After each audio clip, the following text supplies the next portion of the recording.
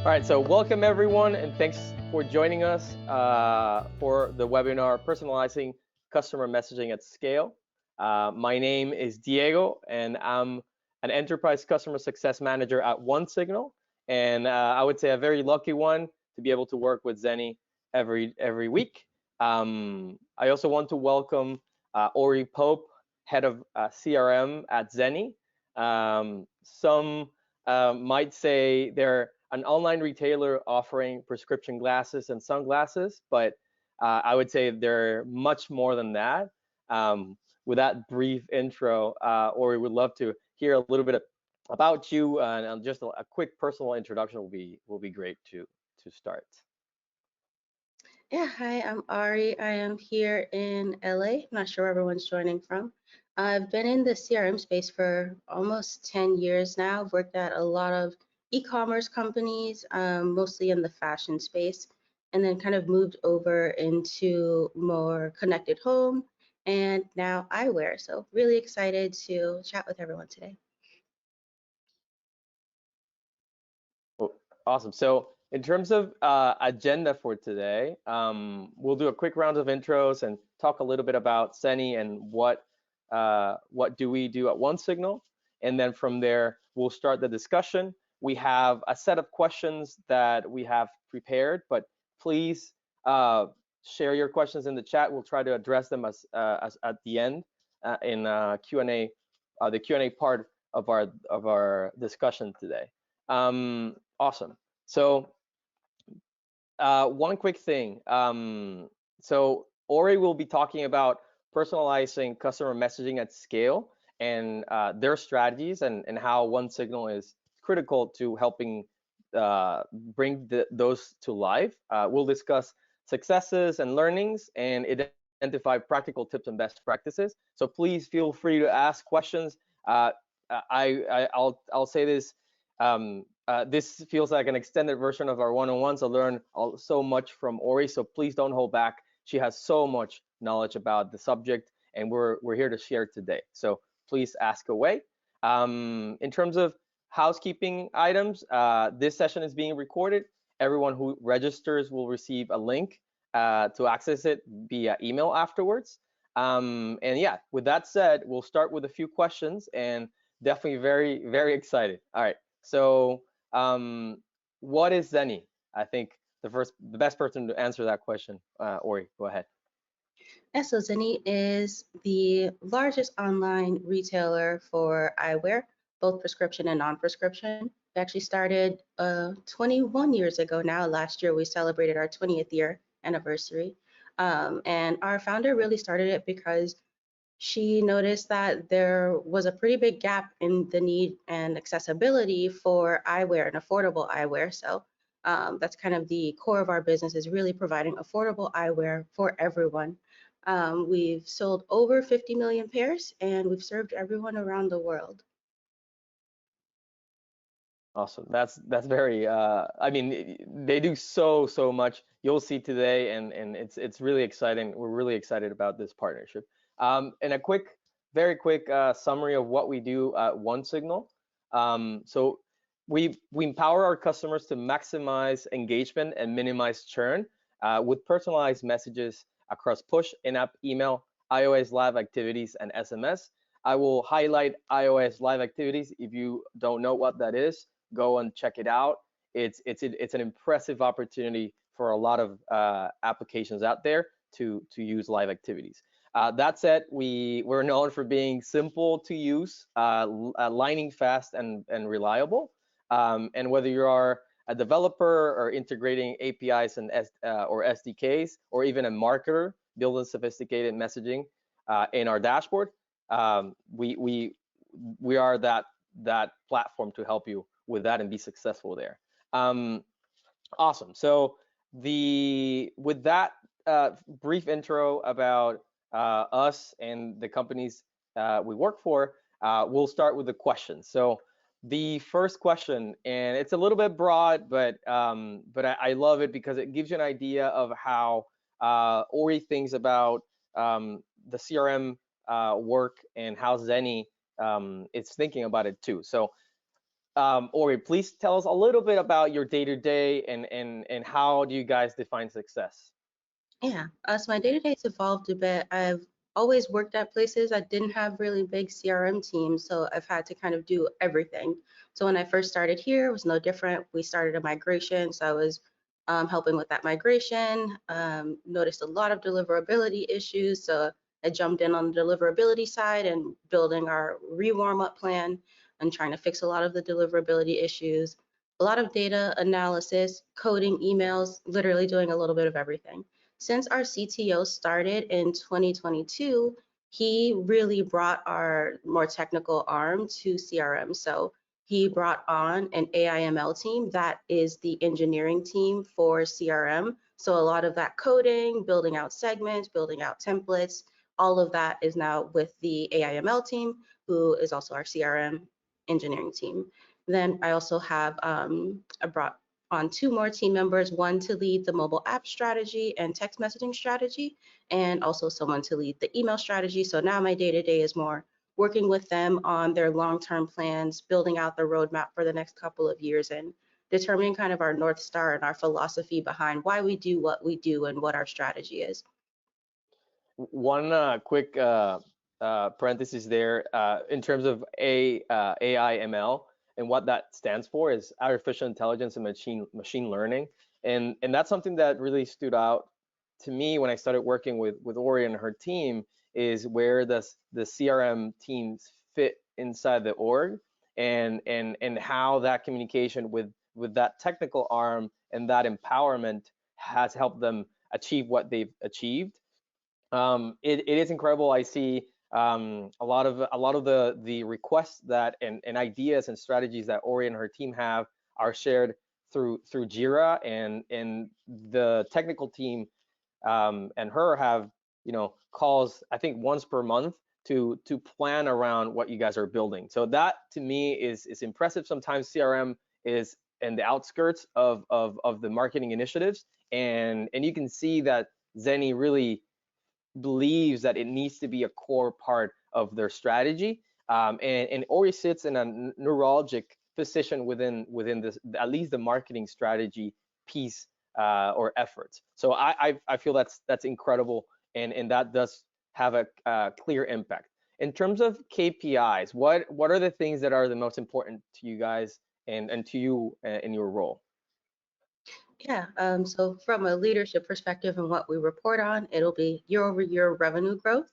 Mhm. And then from our leadership as well, we've been fortunate enough where, again, our founder really started this from a place of empathy and wanting to help people. So a lot of our focus right now is building out more education, more nurturing, and more engagement. So really keeping track of engagement, the lifetime of a user on our list, how long they're staying with us, how long they're staying engaged, making sure that they remain engaged and we're providing relevant content for them.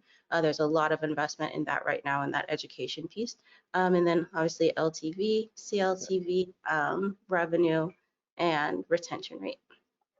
Awesome. And this is actually a great segue to our next question, which we're gonna dive deeper into the way Zenni considers their mobile presence and their mobile app and how they're considering the mobile experience and their focus for that. So we'd love to hear a little bit about that. How are you guys thinking about your mobile app and how that plays into your customer journey? Yeah, when we first started, or when I first started, we had the app, but didn't do much with it at all. It just existed. I actually didn't even know we had an app until they told me that I needed to build out a push notification program. So it wasn't really a big focus in the company, but once the CTO, David, started, it was his primary focus.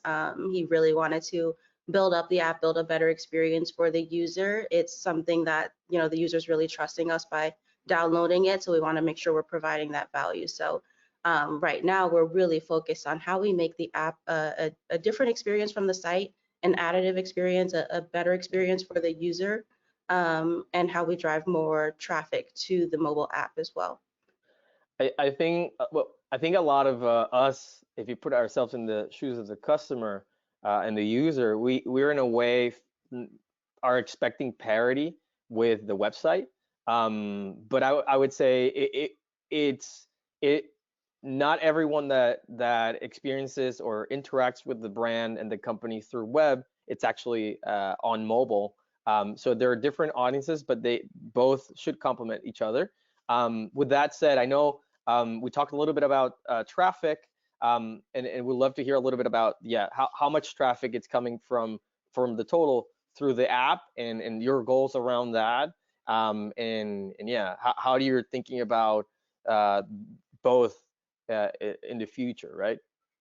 Yeah, so right now, about 15% of our traffic actually comes from the mobile app or is directed to the mobile app, the rest being led to web or mobile web.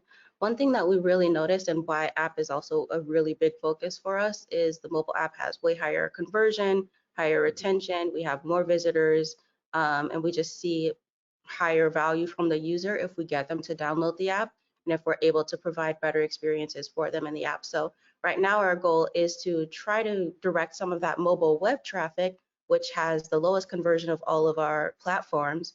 It's lower than mobile or lower than desktop web and lower than the mobile app. So trying to direct that mobile web traffic into the app so that we maintain that strong conversion and that good experience for the customer. Perfect.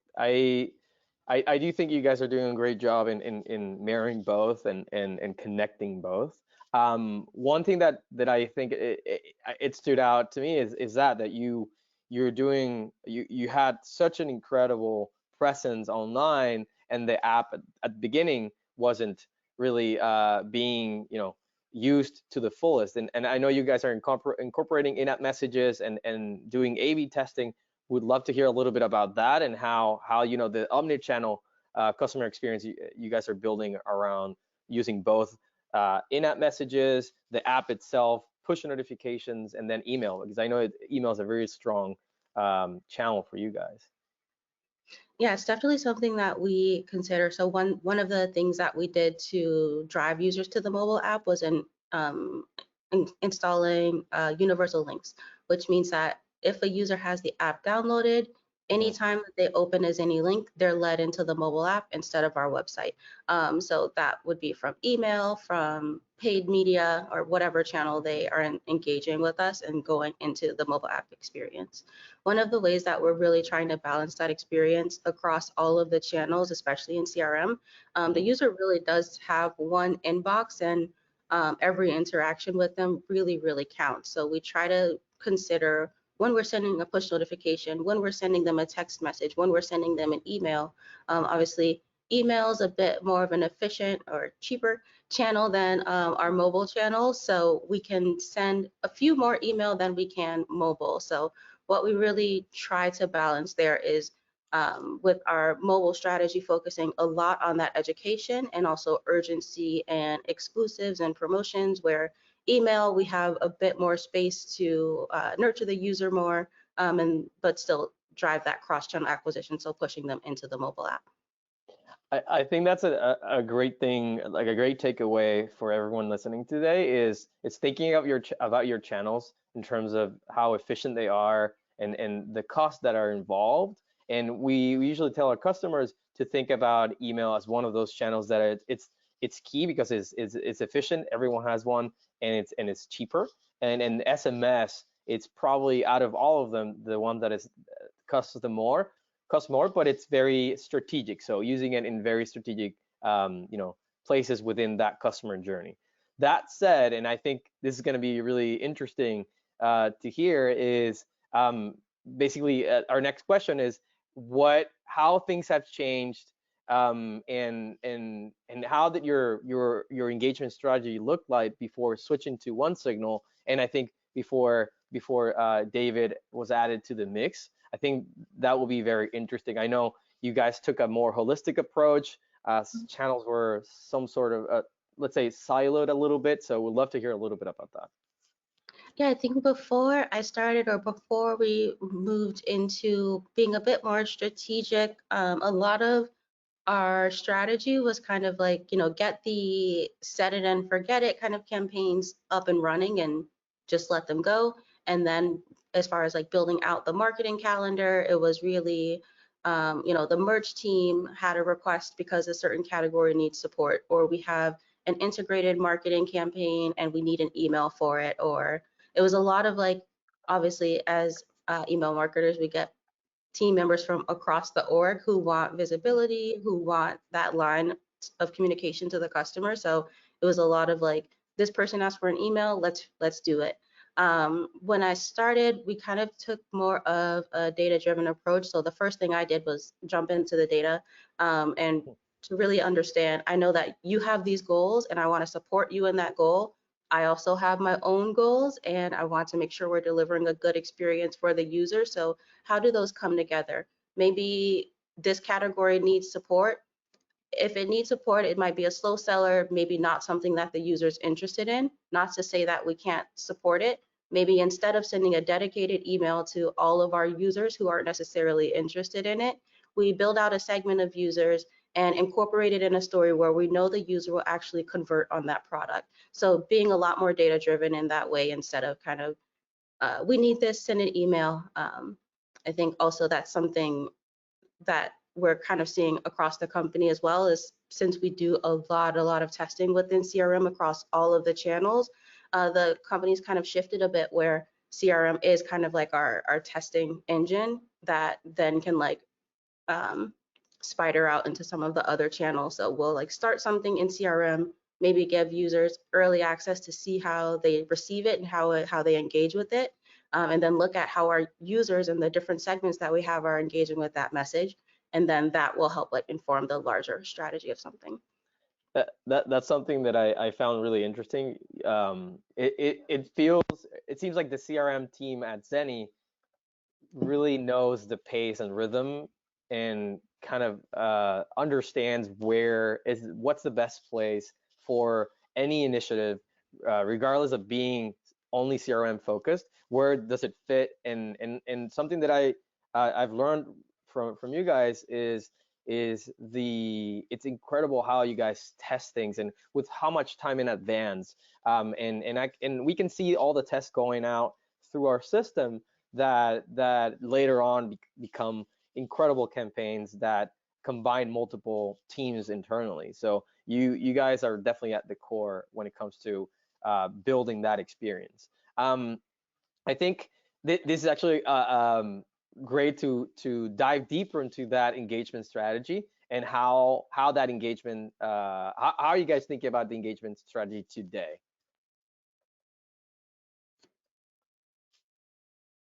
So Yeah, yeah. kind of to that point, we build out our testing plan and our CRM roadmap. We try to work a quarter in advance. Sometimes it happens a little bit last minute. And right now, coming off of the longer holiday, we're really catching up to Q3. But we really try to sit down and dig into the data to understand, what does the user engage with during that time of year? What messages or events might be happening during that time of year? What's been working well for the past 13 months for the user to determine what our next iteration or our next step is. We really try to focus on all of our core segments.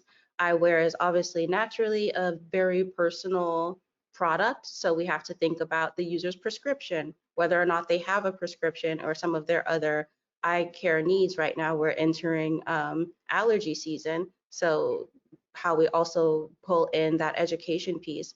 We have in-house eye doctors, so we work really closely with them as well on that education and making sure we're speaking to things that need to be touched on during a certain season. So we kind of sit down and take all of these inputs to build out our larger strategy. And then with that, we're also looking at how our automations are performing and what tests we have running in our automations, and how we can continue to test and optimize those. One thing to add there, and again, it's something that I see as a differentiator is that the CRM team at Zenni plans with the technical arm very much like a product team developing a roadmap. And the strategies go hand in hand with what you guys are developing on the technology side of things. So you guys work really close together. Sometimes I've seen companies that is a little bit disjointed, and it does have a dent in the impact that you guys have, that a CRM team could have if those things are not connected. One thing that I would love to touch on is the key use cases that you're working on right now. I know a lot of people are really interested in listening to that. I'm always really amazed in terms of how you guys are connecting the dots and enhancing the customer experience. Yeah, so touched on it a little bit, but again, eyewear is really personal, not just in like your prescription and what your eye health needs are, but also in fashion and kind of expressing yourself because it's on your face all the time and people are always looking at it. So we kind of look at it from both angles, one being what frames you are interested in, and then what lenses you're interested in or need. So right now we're working on our personalization strategy and testing that out to better understand what different segments engage with and what kind of messages the different segments engage with. So this entire quarter, we're doing a lot of that testing, working again with the AI/ML team, and they've built different models that we're testing out as well. So one model is, you know, what lens is a user interested in based on their previous purchases, or what lens is a user interested in based on what other similar users have purchased in their position. And then also looking at what frames the user might be interested in, because we kind of look at it again, like kind of split. You have to choose your frames and then you have to add the customizations with the lenses.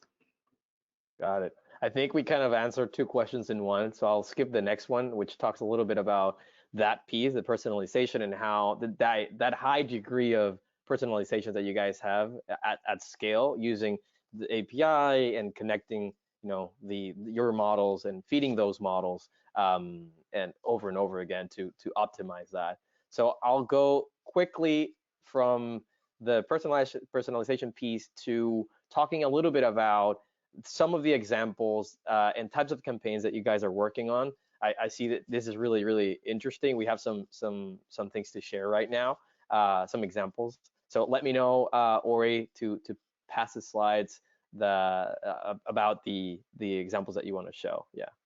Yeah. Right. So I So, think, cool. so this is one version of the tests that we're running right now. And basically what we've done is split our content calendar into 4 segments. Obviously, we had to find a way to do it without adding too much incremental work to all of our cross-functional partners. So we have a lot of copy and taglines that we can use for every lens type. And then we tied that lens type back to a segment. So if you need bifocals or progressives, we have a lot of pre-approved messaging from our brand team that we can use. And we're testing all of those messages across our progressives and bifocal segment to see what resonates most with each user. And then same for single vision, which is not a multifocal prescription. Also for people who don't need prescription at all, and then for people who might be shopping for their family or for kids as well. So we kind of like took all of these messages and we split them into different segments. And then we worked with the AI/ML team, again, to build out those segments and understand who, based on their previous purchases and their future interest levels, would be interested in each one. And we tested that against a control version, which didn't have that personalization. So the first one on the left would be the version that didn't necessarily have personalization, but then there are small differences in the two on the right. So the second one pulls in the image of a male instead of a female, and the review is more focused around their prescription. And then the third one pulls in a kid and is more family focused than the other two. So leaning into that personalization more based on what we know the user actually needs and how we can help them. Yeah, definitely constantly testing, and that's something that I think it's key. It, it is impressive how you guys have gotten into a place where you can forecast also a lot of the performance that you're going to get through this testing as well. Should I go to the next example? Yep. Yeah. Okay, cool. Yeah, and this one The examples that we're going to talk about now are more about, the impact of the engagement strategy that Zenni has, and yeah, the numbers speak for themselves, I guess. Yeah, so from that previous segmentation example, right now we're still running it, but early on we started seeing an immediate impact. So right now we're seeing a 31.75% lift in revenue per delivery. So getting more for every send that we have, and a 33.7% lift in our conversion rate. So we're seeing really positive impact so far, and we'll continue to test and then iterate. So like maybe the next version is testing a different targeting model, or maybe the next version is testing a different generative AI model, and what content we send to the user. But right now we're seeing really positive impact. And then that, again, we're also testing on our website.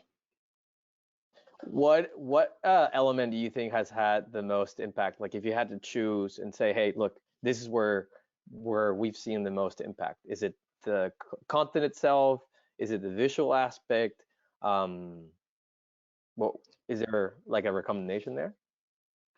Probably a combination, but I think the main thing that has been the biggest differentiator, because we tested like iteratively, was Mhm. even just changing the CTA or the button from like shop now to shop progressives or shop men's eyewear. Just having that little bit of context that really tells the user we know what you're looking for, and we're going to take you to what you're actually looking for, made a really big difference.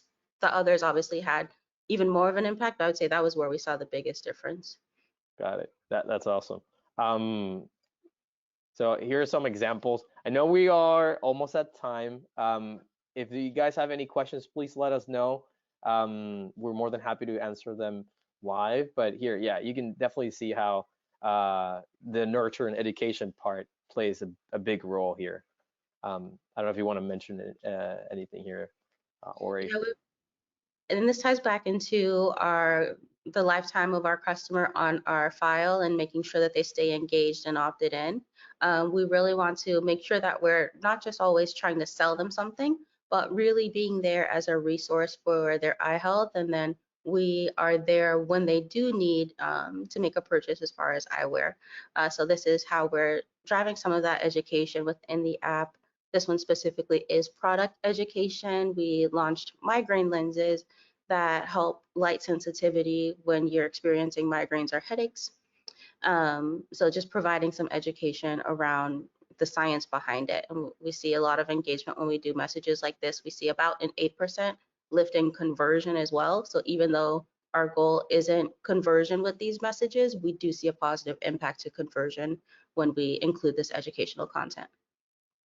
Definitely building the relationship is key. I've had multiple conversations this week with customers, and yeah, bottom line, building that relationship, being value forward is key. Uh, to have a long lasting relationship with a customer that's going to buy multiple times from you. So definitely key. Um, Here's some examples on the personalization across multiple touch points. I don't know if it's a little bit, it was hard to fit the flow charts, and the bottom you'd see a screenshot of our product journeys, which in a way replicates the flow charts that they were strategizing around. And I don't know if you can see there, but there's a lot of options that go into play in building that customer journey.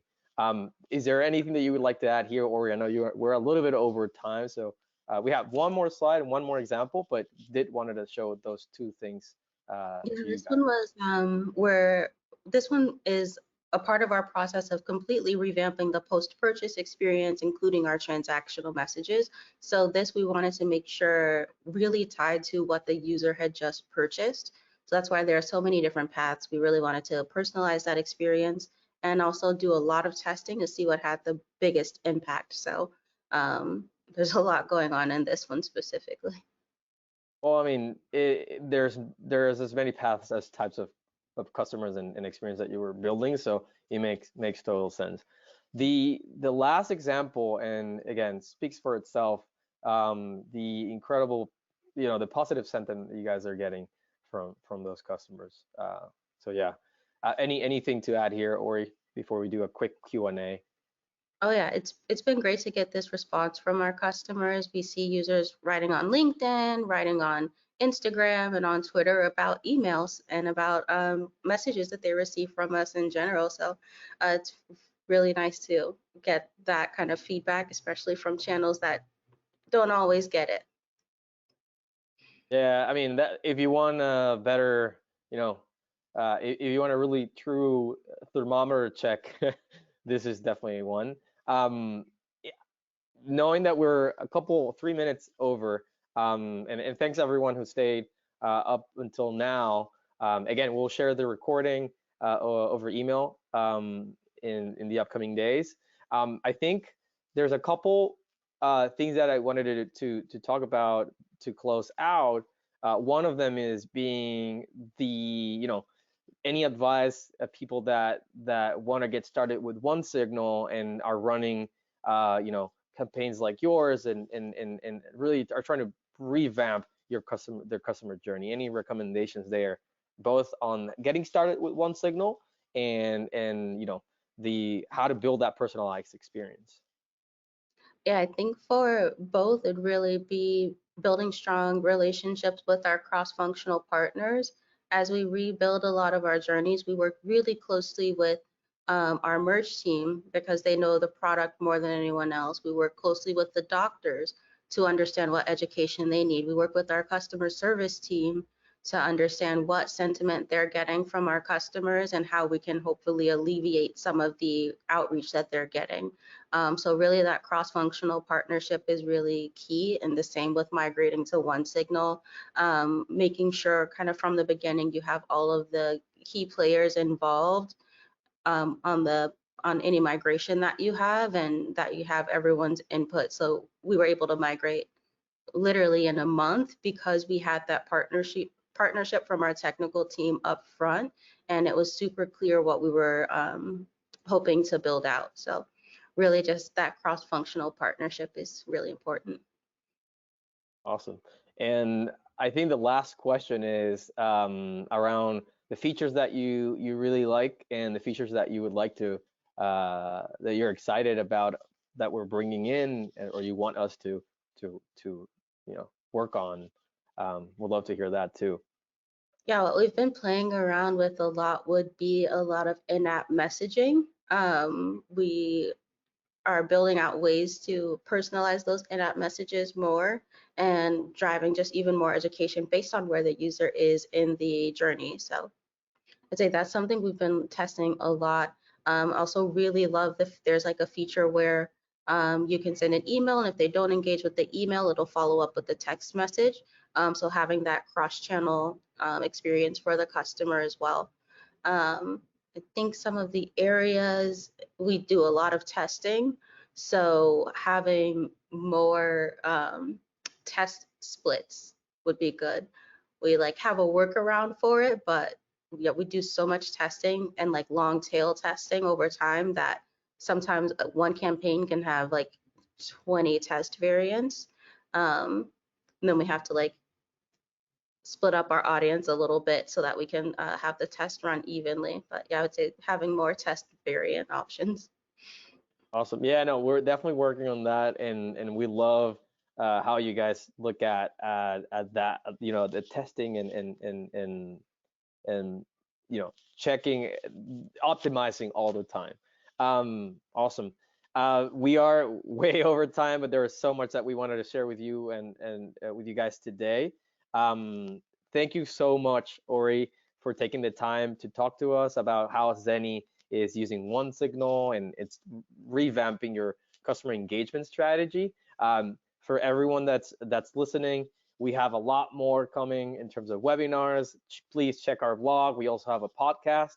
Um, we're definitely all about value, and also it comes from an educational piece. We're committed to that. So please check all of our digital channels. And yeah, that's it for today. Thank you so much, Ori, and yeah, thanks for joining us today. Bye. Thank you. Bye, everyone.